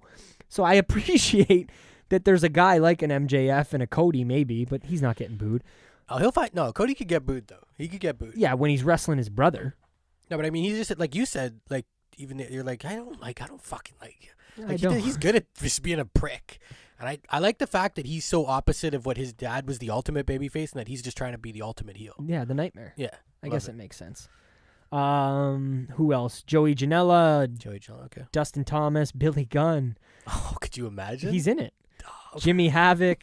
Put him winning. Michael Nakazawa. Jungle Boy's in it, which is pretty cool. Interesting. I knew he was in it, yeah. Isaiah Cassidy. I've never heard of him. And then Mark Quinn. MARQ. QUEN. Not a lot of standouts. Luchadares. To me. Okay. Yeah, no, same here, dude. Super familiar with. And then Sean Spears and then a bunch of TBA. But my question was more, do you have any guys that you're like, oh, John Moxley's definitely showing up in the Battle Royal? Maybe. Like these kind of guys. You know what I mean? Maybe. Maybe, yes. Maybe. But at the same time, I could totally, like, see him showing up and fucking with something else just because it's so obvious that it's like, it would be the obvious thing to have him pop up in the Battle Royal. Like maybe if he showed up and screws over whoever the biggest babyface is, Kenny. Yeah. I don't know if I want to see Dean helping Jericho because it seems a little WWE. But what are some of the other marquee? That's kind of what I'm. Matchups. I mean, he could screw over the Bucks, but I don't know why he would really want to help the Lucha Brothers or fight two of them. Yeah, no. There's someone like. What are some of? Do you want me to name some of the other matches? Yeah. Throw some other ones. Tag team match: the Best Friends, Chucky T versus Trent Beretta. He is called Chucky T, right? Because it just says Chuck Taylor. Okay, yeah. I think he's called Chucky T. I don't know. Yeah. And then Angelico and Jack Evans. I don't know either one of them. See what I mean? I'm not too familiar with a lot of this either. Yeah, no. Kip Sabian versus Sammy Guevara. And that looks like it's on the pre-show, which is free on YouTube. I seen that ad today, which is kind of cool. I think it's called, it's got a special name, like some poker type casino, the buy-in or something like that, maybe. Oh yeah, something like that. I know what you mean. Yes. Yeah. The buy-in. I don't know. Britt Baker versus Nyla Rose and Kylie Ray. It's a triple threat. 6-woman tag, Aya Khan. I don't know any of these names. Jesus. Honestly, before you even finish though, like no, there's not another huge other than the singles. The two biggest singles is Cody and Dustin, and then Jericho and Omega. Because you got rid of the Pac and Neville, right? Yeah. So I mean, maybe unless he comes in and fights Paige, maybe he comes in and fights Paige or like something like that. Like maybe I feel like they're too. Like I'm not opposed to that. That would be fine. But I just feel like they're too they should be a tag team, not fighting Dean Ambrose and Hangman. Really? I could totally see them together. Like they look like they could be brothers, and just the wife beats and I don't know. Really? Yeah, I don't know. I could totally see those two doing something together. Yeah, I don't know. I don't see it, but like I'm not saying it's gonna happen. It's just when you said that, I was like, I almost couldn't picture them fighting each other because I could feel like Dean would want to help him. Yeah. If that is Dean's a babyface, I don't know. If he's maybe he just does a promo. I don't know. Maybe he does the Battle Royal. I have no it's not a give. I don't think it's a necessarily for sure thing though that he's gonna pop up and win. Yeah, that's true. you know, and we don't know if he's going to be a heel or a baby, or we don't even know if he's going to be there, too. Oh, no, fair enough. I mean, of course. obvious, like, a lot of things are pointing in that direction, but like, yeah, we don't even know if he's going to be there. Maybe he does show up and he's a heel, or he plays off of a heel and he loses to a Sean Spears in the Battle Royal, and Sean Spears goes, or some other guy maybe. And there's many. I'm still hoping that Dean Ambrose shows up in some fucking gym in front of 30 people and that's his first match. And I don't mean that as a chirp. I mean that serious. Like in a CZW or somewhere where he cut his teeth. I want to see him just for his first match back. Not like this is where I'm at now. Yeah. But like I'm on the indies again and I figured I'd make a stop here kind of thing. I think that'd be cool. Yeah, I think only because the level of that video and the rumblings and the places that he could go is that like he may do that, but after. Yeah, you know, I would just love it to be before. Like I totally, Yeah. you're probably more right. I just think it would be cooler. It would make more storyline sense if he like showed up in these random places and then all of a sudden shows up, like you know maybe on that first episode of AEW television for sure as the Lex Luger. Like I said to you before, he's. Shout out to our boy Mega Amando there on Twitter. I seen him. He's like, they got to have the first episode of AEW at the Mall of America. That would be amazing. With Lex Luger coming out. With Lex Luger. Oh, God. My God. No, they definitely need to separate themselves away from WCW and TNA and all those companies that were. I don't know if TNT was the right move. Maybe not. Yeah. I don't know. Do you think there's any chance my boy shows up here? Your boy. Pac? The Punk. Oh, I'm just shooting shit. I'm not just saying that man to be that guy. Yeah. I think he's done, and he's just getting older, which sucks because it doesn't bug me as much because I wasn't there. Yeah. But if I was you, man, I would be feeling it. Like that would be tugging at some strings for me. What? Just the fact that you're probably not going to get any more Punk. And the way it all went down and just everything. Like it would definitely eat at me more than it does if I watched his run, like, you know, the way you saw it. The same way Daniel Bryan retiring didn't quite pull at my heartstrings the way it did some people, because my watching of Daniel Bryan was losing to Roman at Fastlane and winning the IC belt at Mania. And then that was kind of what I saw. You know what I mean? Live. Yeah. At least. So for me, it's one of those things where it's like a never say never almost type of deal. Yeah. I'm not like saying, oh, it's for sure he's going to be at AEW or he'll even wrestle again, but it's just like, fuck, I would hate to not watch this live and then something like that happens for me personally. Because I didn't even tell you, like, I might not get to watch. I might be working. Yeah, you mentioned I have some other things going on with music too, so like I don't even know if I'm going to get to watch it live. I'm trying to figure it all out now. Yeah. But I'm looking forward to it still, regardless. No, totally. I wish it was a little like easy. I guess it's pay-per-view. It's not that hard to access. I was going to say I wish it was a little easier to access, but you can't ask for too much yet. I don't expect them to have their own network that I can stream it on my phone like that. So I don't want to ask for too much too early either. Do you want to get into more of the matches or just kind of... Because some of this I know me and you are not going to be able to really give you predictions on SoCal Uncensored versus the Strong Hearts. Yeah, no. You know? Yeah, we're not... I'm not an expert in that. No, neither am I. This is where next week, hopefully, we'll get a reaction from Younger when he's back, because hopefully he'll be here. I think he said he's going to be able to make it, and yeah, we'll talk more about it next week, I guess. Yeah, for sure. Anything else you wanted to get into for the roundtable tonight, brother? What did you? Well, just before we close it out, what did you? How did you like Seth and AJ? Because remember, I did have some notes on fucking Raw and SmackDown. But going into that match in particular, like I didn't set the bar super high, and I'm glad I didn't, because it was good. I want to watch it again because I think. Yeah, you were in a lot of combos. Yeah, I was very. I don't think I was paying attention quite as much as I should have been or could have been. Yeah, maybe should have. I don't know, but I definitely liked it, and it was definitely. If you said what's the match, then I'm still giving you that. Yeah. And back to what I talked about an hour ago with Wade Keller, man. Apparently, these two got a standing ovation from fucking everybody when they walked backstage. I wouldn't doubt that. Yeah. I'm not surprised, but that's just good to hear. Yeah. You know what I mean? And we talked a lot, maybe this shouldn't happen now, but maybe it should, and we'll see where What's that? Well, that match. Oh, the match. Yeah. The match itself, because we were both kind of saying, really, AJ so soon? They could have waited till SummerSlam maybe, or I don't think this is going to keep going. That's what I thought. Yeah, you're right. No, yeah. I don't know where AJ goes from here, man. Finn? Yeah, that's true. I have no idea right now. We could see it keep going. Maybe He maybe Brock tries to cash and AJ's like, nah, What do you mean? fuck you. Like he just fucks it up somehow.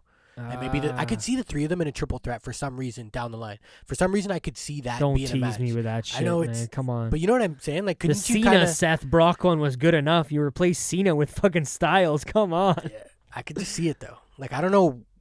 Even at... What's that pay-per-view they have coming up? Not Saudi. Stomping Ground. Stomping Ground. Yeah, man. Like, I almost said over the limit. Like, maybe Brock tries to cash and then... AJ's like, no, because they have a hit. Like, he beat him. They. And that was Seth's whole thing was that, hey, I beat Brock, you didn't. So, like, if they tied these three together, it'd be cool. It'd be a nice dynamic, too. There's a few things on, because, I mean, we all know Raw and SmackDown right now, maybe not the best, and I know none of us are huge about the Saudi stuff. But this Seth and AJ stuff, as well as this whole Becky situation, I'm loving both of them, to be completely honest with you. And I wouldn't mind getting into that a little bit, too, after. Yeah, I would like to talk about the women's matches as well. Yeah.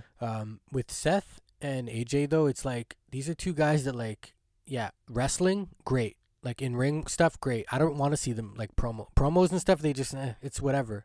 And even when it comes down to Seth... Not unless one of them's heel. Yeah. And we get to see actual chirps out of one of them. Yeah. Because it's hard enough to be a babyface and have people get really behind you anyway. Yeah, in this day and age, and in any day You know and what I age. mean? And sound cool. Yeah. You know what I mean? The bad guy always, like even watching NXT, back to be all over the place, but Velveteen was clearly the heel, but he sounded cooler because he was able to get off those, you want to take a selfie with the champion? And shit like that, which is a heel statement, but it's cool. Yeah. So yeah, I agree completely. Maybe their promo work isn't the best when they're both baby faces. Yeah, it's like... hard to get behind. The match, though, like... Good shit, man. Totally. Good yeah, shit. I enjoyed that. Seth just needs the right people, though, too, I guess, because sometimes he doesn't always pull it out, in my opinion, too. You're right, but again, I was thinking about this on my way home from work, and I don't know why. I'm starting to come around more on Seth in the sense that, because when I try and look at these big guys, I try and compare them to, like, what are they going to be in 10 years? Like, Are we going to, I don't know if this was on or off pod, are we going to call back a Seth Rollins to WrestleMania 44? And that's going to be the Seth, like, is he going to be treated like a Goldberg coming back or like a Sting coming back? Or I feel like he's slowly making his way into that conversation. And it's not necessarily, not to take anything away from how good he is, but it's not necessarily his in-ring stuff. It's just the way he's, as bad as it's the way he's pushed and the way he's being treated within the company, the same way Roman. Yeah. Not in a bad way. I just mean, like, he's portrayed as a top guy, so I think if you keep him in that spot for long enough, then he will become one of these guys that you can make a comeback match. I not to only think about what's going to happen in 10 years, but I don't know. I like to think about that kind of stuff because you need to be building stars too, right? Yeah. It's given, but... Yeah, no, for sure. I don't know necessarily if I feel the same, but I guess we'll see. We'll see over as time goes on. And like I said, I don't think I'm there yet. Not at my 3-month mark with all the champs of the top champs of WWE.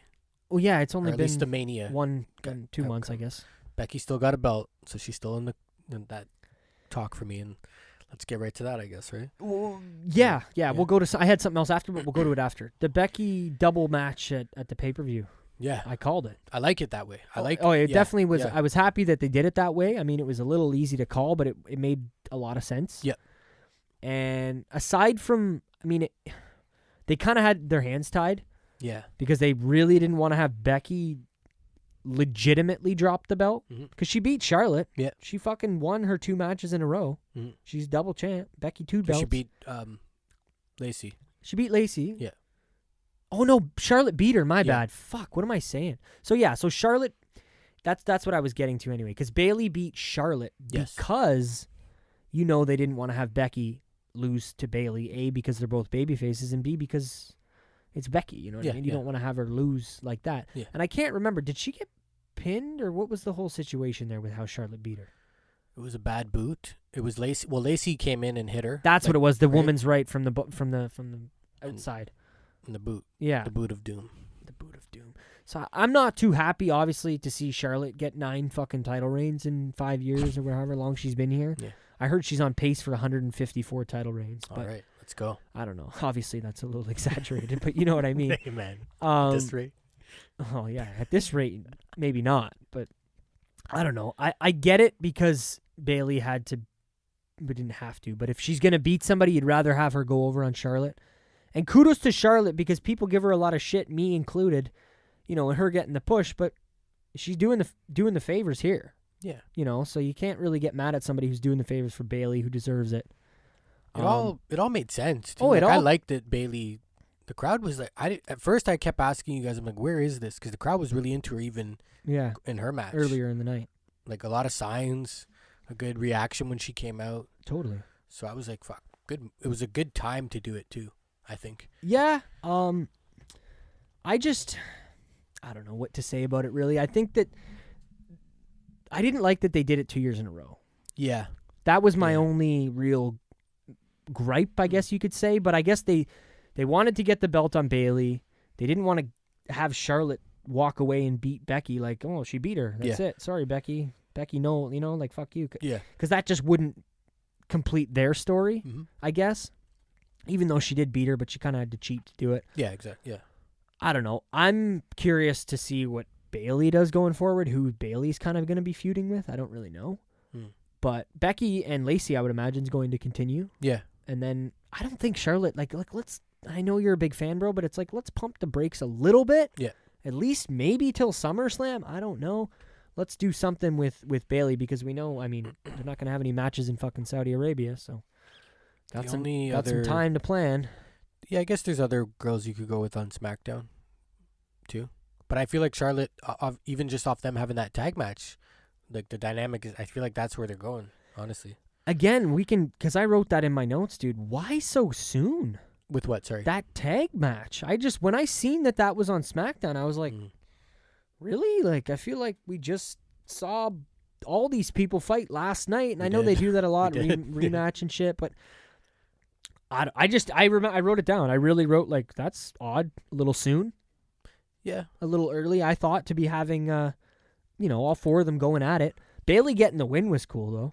I didn't expect that at all. I didn't mind it as much. Like, I guess, as much as it does feel soon, it made a lot of sense to me just because of the connection at the pay-per-view that happened. Yeah, too. Fair enough. And especially if they're going to keep going with Lacey and Becky and Charlotte and go those directions. Yeah, I get it. Fair enough. Yeah. No, I'm curious. Like I always say, we want to know what's going forward, but I hope we get something epic at SummerSlam because A, we're going to be there. Yes. And B, it's a big deal. I hope maybe she's going to be fighting Bailey for the title. I don't know. I doubt it that they're going to go down the 2-belt road again. Maybe they are with the Fox stuff coming up in the fall. I don't know, but I don't know. We'll see going forward, I guess, man. I can't think of any other...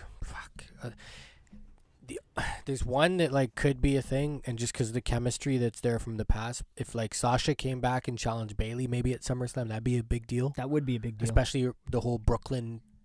Like, I know it's not where it's Toronto, but being in a SummerSlam realm weekend is where the original shit happened. That's true with the NXT TakeOver, which we didn't talk about tonight, but maybe we'll preview it next week with NXT TakeOver 25 happening there in 2 weeks. What was I just gonna say about? Oh, do we know how long her contract is? Who's this? Sasha. I don't. Is she showing up at fucking AEW or? No, I don't think so. No, not a chance. I don't think so. I don't think so either. She seems like she's been fucking moping around and all.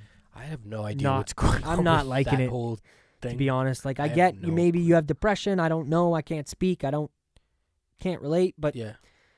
Be fucking happy, man. What do you think? What do you mean? Like, what does she do? I just keep hearing rumblers that she's just not happy and disgruntled and this and that, and it's like. And it's not just because I like her, but it's just people talk shit. Like, we don't know anything. No, I know. I'm just saying what I'm like. Hearing. I think, dude. And if that's like true, if it's true, then come on. No, but I don't. I think it's just like, dude. Maybe they just give the girl some time off. Like we talked about. People just need time off. Like Dolph was gone forever doing whatever. Yeah, he's doing other things, but it was also time off. You know what I mean? So like, maybe she's just getting some time off. Oh, maybe, bro. I like the positive glass half full aspect of it too, and I'm not saying that you're wrong. But then at the same time, Bailey. I'm sure she ain't happy about Bailey winning the fucking Money in the Bank and the title on the same night while she ain't even on the show. Well, that's what I mean. I feel like it was very much a fuck you to Sasha because, like, hey, if you stuck around, this could have been you, maybe. Yeah. You don't want to be around, but I don't know anything about it. No. I just hear things like you said. Maybe she had trouble losing at Mania. Maybe that really just wasn't. She wasn't cool with it. And then after that happened, it was like, well, fuck. I don't know. Yeah. I mean, you should be more professional than that if that was true, but I don't know if that's the truth either, right? It's just speculation and hearsay. Dude, man, I know you don't like the one brand shit and it's all wild card hootie hoo right now, but it's like, man, they like what the the tag belts. I've realized like they had never defended them yet. Those girls, the Iconics, and then to stay on tag shit like the men's one, it's like all over the place. I think there should just be one men's tag belts. Like let's just like you know. Yeah, I don't disagree, man, and it's not that I don't like. I just don't want it to be what it was like when I got back into wrestling, man. And SmackDown wasn't. I'm not watching SmackDown because nothing's happening on SmackDown that would happen on Raw. I don't think that you have to worry about that. That's There's what it was many like. Guys and like we'd see Kevin Owens on Raw and then Kevin Owens on SmackDown, and it was just the same thing. But it was also every fucking a pre-taped show. Like it was totally at that time. It was a different beast. I feel yeah. like if they did it now, like there's a. As long as they're different, that's Yeah. all I care about. Yeah. I want them to be different, and another perfect fucking segue, maybe to close out the end of the show. How did you like the shutting off the lights and the dark set of Monday Night Raw? Because like I said to you, man, I didn't even watch Raw. Anything I know I caught on YouTube. Like I literally I caught the last 15 minutes of it, and I tuned in, and I seen right away. I noticed that I was like, what? I was like, oh. What is this? Did something go wrong with the fucking setting? The power go Dude, out? I thought that because I'm like, yo, they wouldn't do that. They're not listening to us or anything like that. It's not like, you know, we talk about how the wrestlers should be highlighted, and that's kind of what it should be. Dude, it blew my mind. Yeah. So like, it was wicked. And you told me that Mick Foley said about. Well, he said the final hour of Raw is going to be more Raw. He didn't use the word edgy. Yeah. I know that would have been you would have popped if he said edgy, but. He said it's going to be more Raw. I'm trying to find a picture of it, but I really can't. It's basically like... No, I seen it. Like that. I seen it. Like, okay, I watched the main event match. Okay, yeah. And it was more like the graphics and shit everywhere looked like black everywhere with just red writing Raw. I loved it. I've talked about it, the fucking picture right behind you, dude. Yeah. We ain't here to see the crowd. No, I noticed it right away. Like, Raw was just right there. It was black. I know right away it stood out. Like, it looked like a house show, kind of. I was like, oh... I thought something was wrong though. Like that's how lack of faith. How jarring it was in WWE. I was like, is something wrong? Like I legit thought that. That was the first. Yeah. No. I hear you. I noticed it because of Mick Foley mentioning that it's gonna look a little bit different, and then it was almost like he said it and then they did it. Nice. Like he said it, the lights went down, the graphics switched to black, and I was like, I can fuck with this because this is what I've wanted since forever. Yeah. Since I've been back into it, but hopefully going forward that actually means something. Excuse me. Yeah. And I'm curious. Consistent every week. That would be ideal. Yeah. I wonder what they mean, like by. Well, he didn't say edgy, but I wonder like what is to come. I'm interested at least, you know, which is good. I hope they take advantage of the fact that hey, this is on from 10 till 11. Exactly. Yeah. Not that I don't want them watching because they're gonna be watching. And I want the 11-year-olds watching. I was watching when I was 11. But they're in bed, yeah. But they ain't. If most of them probably aren't watching from 10 to 11. So it's what else is on TV from 10 to 11? Like, yeah. Change your rating. Maybe make the show like once that third hour starts, a little thing pops up on the screen. PG-13. Yeah. From now on, the final hour. I don't know. We're speculating a lot. Two tiny things we don't even really have to talk about. One last thing after you. Yeah, no, that's fine. You can close it out. You can get the final word in tonight, Don. One of them is going to take about 2 seconds, and it's just fuck Baron Corbin. Like, I am done. This guy needs to not be on TV for a little while. Change the fucking something. I don't know. We need a difference. Because it's not him, it's not the guy, it's not the man. It's just, I don't get it. I've been watching you and Bobby Lashley and Drew McIntyre. You've been hanging out since I went to fucking SmackDown and Raw in the summer of last year, and I get it. You know, I don't need you guys all being buddies anymore.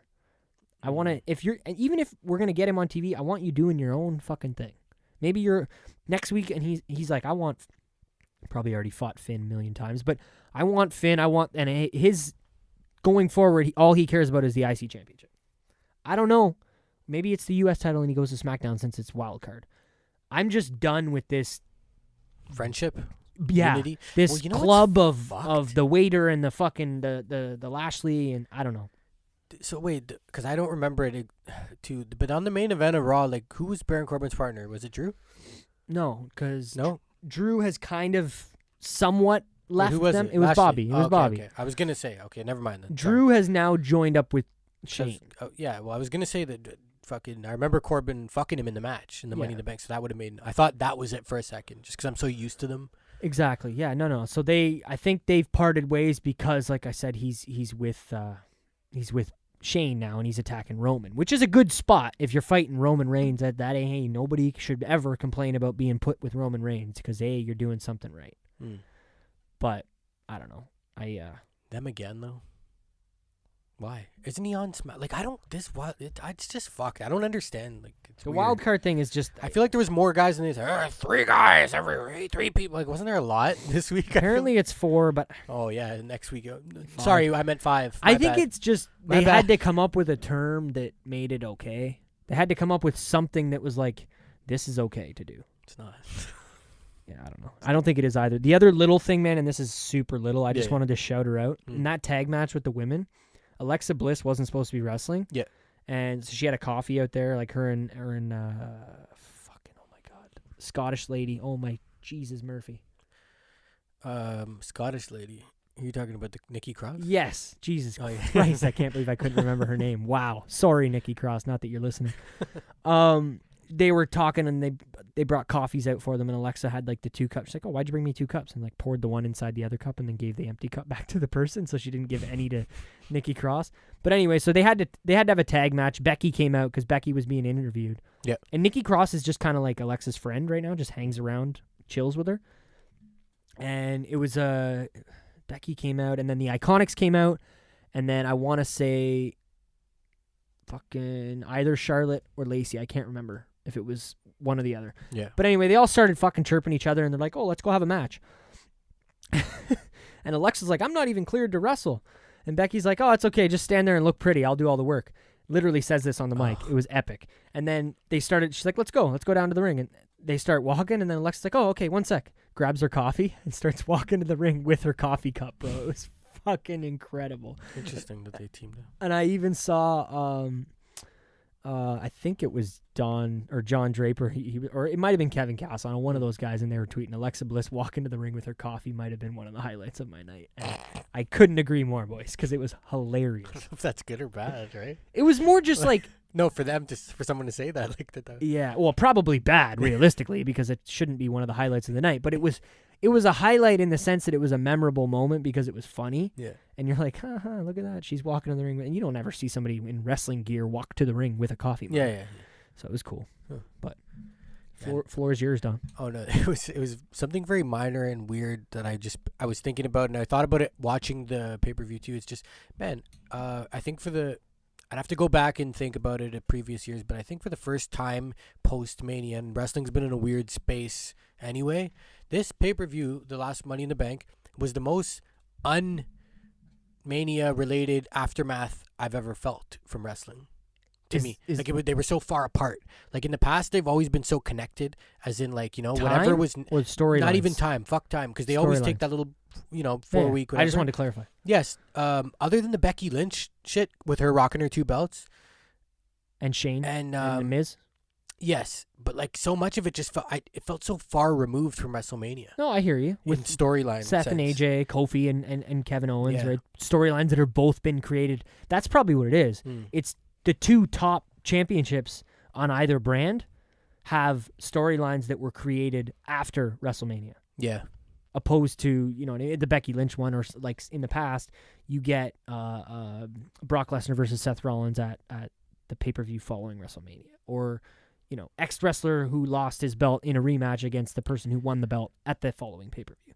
We didn't have none of that this year. Me saying it though, because I don't know. To me, KO and Kofi was like, I know it didn't happen at Mania, but it was it still felt meshed in. Like me saying it now, some things were more tied in than others. But I think the fact that it was Money in the Bank too is odd to me. I don't know if I want this again.